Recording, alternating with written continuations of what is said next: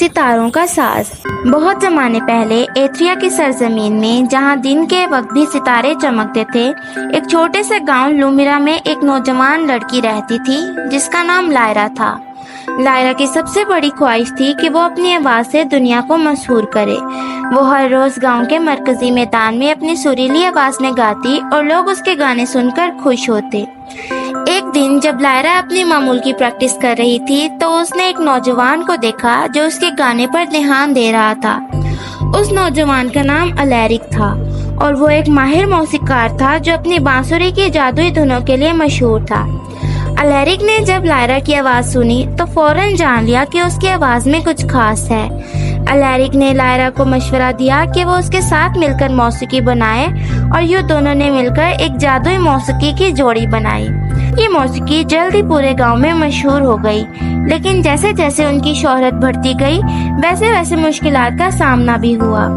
ایک دن ان کی موسیقی کو ایک پراسرار چینل ایتھریا کے راز پر اپلوڈ کیا گیا۔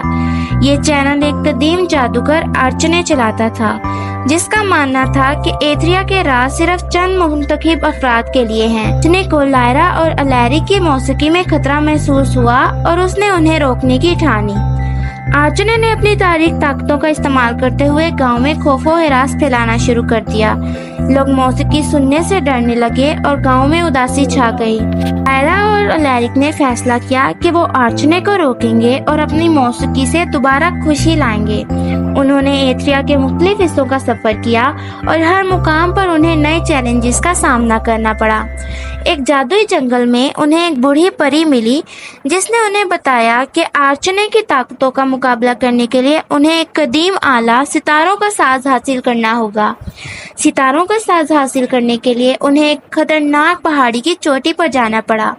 اس پہاڑی پر پہنچنے کے لیے انہیں مختلف آزمائشوں سے گزرنا پڑا جن میں دوستی، اعتماد اور قربانی کے امتحانات شامل تھے۔ آخری آزمائش میں لائرا اور الیرک کو ایک دوسرے پر بھروسہ کرنا پڑا جو وہ ایک تاریک غار میں داخل ہوئے جہاں ستاروں کا ساز چھپا ہوا تھا۔ انہوں نے مل کر ساز کو حاصل کیا اور آرچنے کا سامنا کرنے کے لیے واپس گاؤں آ گئے۔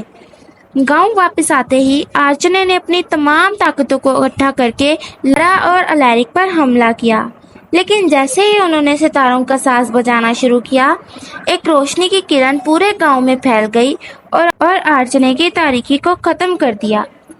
اس سے ہمیں سبق یہ حاصل ہوتا ہے کہ حقیقی طاقت انفرادی صلاحیتوں میں نہیں بلکہ محبت، اتحاد اور قربانی میں ہے۔